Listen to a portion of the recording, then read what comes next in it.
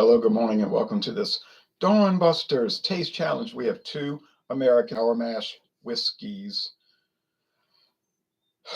With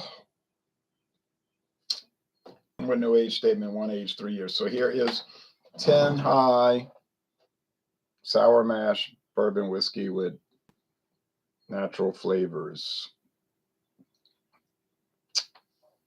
Bottled in Kentucky by Barton Distilling, the Sazerac Company. $14.99 for this big bottle. This liter bottle was $7.99, and this is George Dickel Tennessee Sour Mash Whiskey Cascade Hollow, the red label, no longer being produced. Okay, so it's out of production. It's not listed on the website. They used to have a mention on the website about frequently asked questions, and it would say, what about Cascade Hollow? And it would say it's no longer being produced. Okay, so introduced in 2018 and didn't last long. Nice embossed bottle shoulder, I call that the shoulder of the bottle. George Dickel, Tennessee. It's a Diageo brand. Diageo, it says right on the back, Diageo. They own it. Same people. Guinness, Johnny Walker, Crown Royal. That's Diageo, okay? They used to own Red Stripe, but they sold it. Sold it to Heineken. All right.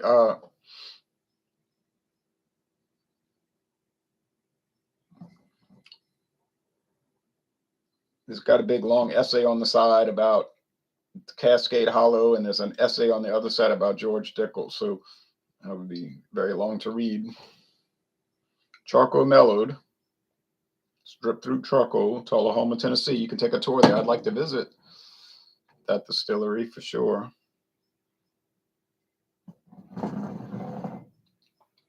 All right, so I can't show you a website link because there is none for either one. Now, this bottle 10 High says Sazerac.com, but you look it up, fine. Give you a lot of different whiskeys to look at. Won't list this one. But this will be the last one. Well, that thing made a big pressure release, like a burp. This is the last challenge for 10 High until I bring in a new whiskey in about 6 months. 5 months, 4 months. Maybe it'll only be 4 months. But actually, that'll be rye whiskey. So yeah, it will be the last one for 10 High until we get to bourbon, which will come after rye. And I'm glad it's over because this thing is not too good. And if you want to go and waste money buying a product that tastes like vanilla flavored sugar water, go ahead. Now, as far as the Cascade Hollow, I had never heard of the product, okay? I knew nothing about it. I had no reference point. I didn't really know much about George Dickel, except I knew it was a famous brand and everybody carried it, you know, especially the khaki label, the number 12, and the black label, you know, the number 8. And I was just at a liquor store called Savannah Discount. No, scratch that. I was at Discount Depot in Marrero, Louisiana. I was just looking around, you know, just looking around like normal. And I saw this display on a shelf, and they had it with a big flashy sign saying $7.99. And I looked at that. I said, a liter? Whoa, $7.99. Well, of course, I bought it, and I bought another one from my friend David. And he was very excited, and they blew through it in a week at River Ridge Hot Rods. So, but I'm still nursing it 6 years later. Sorry, 5 years later. And I wouldn't say I'm nursing it. I'm just using it for taste challenges. So it's got a ways to go, doesn't it? It's a little cloudy. Not too cloudy. Copper color. So the appearance is a little, well, no, they're about the same shade of copper. Do they have coloring added to the to either one of these. I don't know. It'd be highly doubtful that they would have any coloring added to the George Dickel. Although if you read the Tennessee whiskey regulations from the state of Tennessee, it doesn't mention anything about you can or cannot add coloring. You know what I'm saying? It doesn't say you can, but on the other hand, it doesn't say you cannot. So since it's not forbidden, I guess they could do it. And now if Tennessee didn't want to let that happen, they could pass a new regulation and say, no, you can't have coloring. Okay, can't have flavoring. We know that the 10 high has flavoring that says it on the bottle. Bourbon whiskey with natural flavors, which I suspect strongly is vanilla flavoring. Vanilla extract, a common flavoring purchased at any decent grocery store. Okay. Usually in the spice section where they got McCormick stuff. And they have store brand, Sure Fine, Food Club, Best Choice, vanilla extract, probably coming from the same, might be coming from McCormick for all I know. All right. Sour mash is a process to produce whiskey, mainly developed by Dr. James Crowe, and that's why Old Crow is famous for being the first sour mash bourbon whiskey, 1834. What was the normal price of Cascade Hollow? I'm not sure. It's still available around. You'll see it on some online sites. Liquor stores still have it in stock. Not many, but some do. You might be able to order it. Or you might stumble across it still on the shelf somewhere. I don't know. Man, I ran across Southern Comfort Fiery Pepper at a local store, and that has been out of production probably going on 10 years. Maybe 8 years ago it was pulled, but it's still around. There it is. International market's got dozens and dozens of bottles. They must have 80 bottles on that shelf. So it just goes to show you, just because something's out of production doesn't mean you won't stumble across it. But let's go with the taste. It just means you probably won't stumble across it. If it's liquor and it's old, it doesn't matter. It'll still be good. If it's wine, that's questionable. If it's beer, don't buy it, because beer doesn't stay fresh. You say, well, I have this Imperial Stout that's 14% alcohol. Okay, well, that might be all right after 10 years, but it's still going to taste nasty. In my opinion, when they're old, it just tastes old and stale and not good. I did that whole aging thing. Took real strong, dark beers, aged them for years. Didn't make me sick. They weren't rancid, but they just tasted like old, stale beer that did not benefit from the aging. So I don't get what people are saying when they talk about how it develops and gets so much wonderful. And then they'll say, oh, it's not hot anymore. Oh, why is that a problem? Anyway, it's 14% alcohol. You think it's going to be, mild? It's 14%. But a lot of those people that do those reviews, they don't drink any kind of liquor. So they're not used to that strong alcohol feeling. So then they're going to say the beer is hot. It's hot. Yeah, but at least it has some energy with it. It has some excitement with it. You let it rest 5 years, it's no longer hot. It's just dulled out, lost all of its action. And I don't see where that's fun. Okay, or enjoyable. But that's me. Everybody's got different ideas about these things. It's not really a right or wrong prospect. Some people see it that way because they're fanatics. This smells a little bit like vitamin C. Flintstone Burley Sullivan says, clink in the mugs, clink in the mugs, clink in the mugs.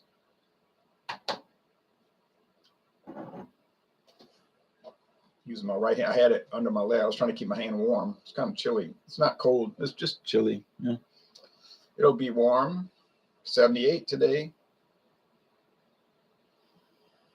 This smells like practically nothing. And I know I know on aroma right now, I'm telling you on aroma only, that's the 10 high. That's the Cascade Hollow, George Dickel Cascade Hollow. I can tell you right now on aroma only, there's no other option.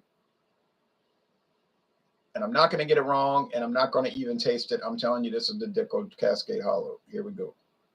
Got it. Smells like Flintstone vitamins. Let's go with the taste, just for no purpose now, because I already told one from the other. But let's see which one tastes better. I know it's going to be the Dickel tasting better. I don't even like the taste of it particularly.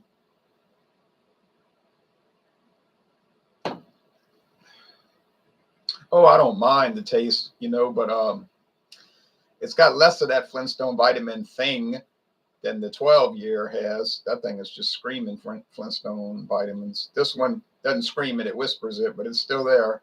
Yeah, you get some charred oak, some mellow corn. You got rye, you got barley.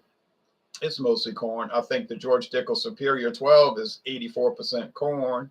Don't you know? Okay, this one's probably maybe even higher.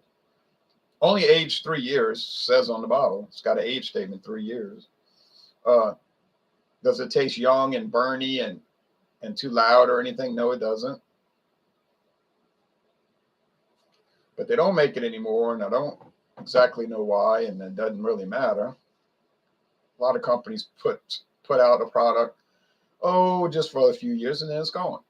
Now, this one doesn't claim to be a limited edition. It just didn't last. Okay, now the 10 high. Oh, boy.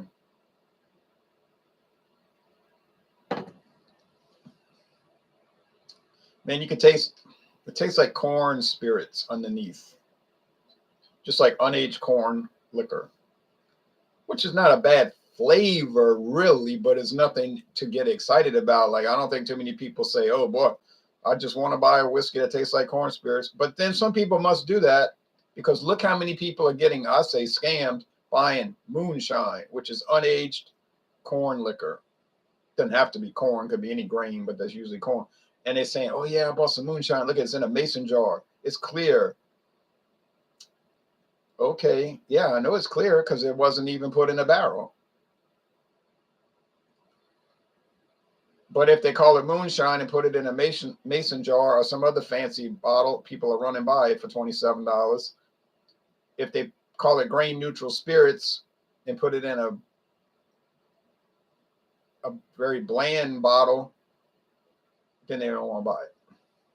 Of course, does anybody sell 80 proof grain neutral spirits? I don't know about that. They usually sell the 190 proof, the diesel, or the even more famous Everclear. And then there's Gem Clear. I've seen that around. Gem, Gem, Gem Clear. So this tastes kind of like that. And then the upside taste, the top side taste, is vanilla flavored sugar water. Well, does it taste like bourbon? Well,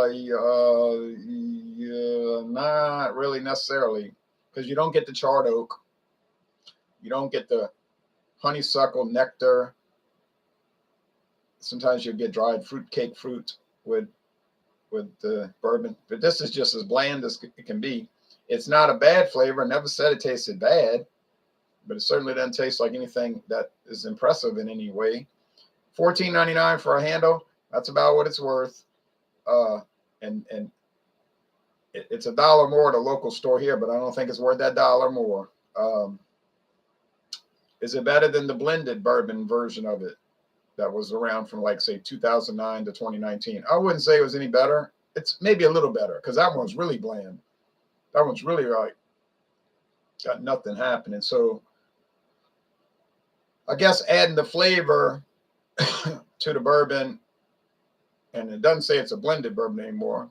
Then it could just be some cheap bourbon, you know. But it gives it a little flavor like vanilla. But man, I'm so glad I'm finished with this, and I won't have to taste it again for 5 months. Yes. I can't see it winning any kind. Only thing it beat was Jim Beam, which is the most bizarre thing. And it didn't beat Jim Beam because it tasted better. No, it did not taste better than Jim Beam, but it didn't taste any worse. It was about even. And Jim Beam's significantly more money, going to cost you significantly more money for the same size bottle. So my argument was, why pay more and you don't get any more? Which to me was not a very good compliment for Jim Beam, but I can't answer to these companies. I don't produce their products. I got a lot of Jim Beam left. Don't have any of the prohibition repeal. That's gone. I drank it all. So Cascade Hollow, final assessment over here.